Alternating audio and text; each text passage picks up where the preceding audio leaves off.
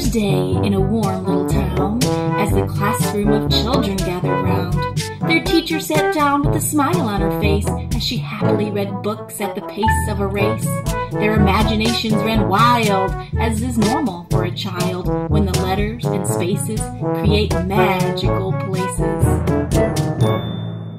Isn't it so much fun to read? When you read, your imagination can take you places you could only dream about. And oh, the places you'll go.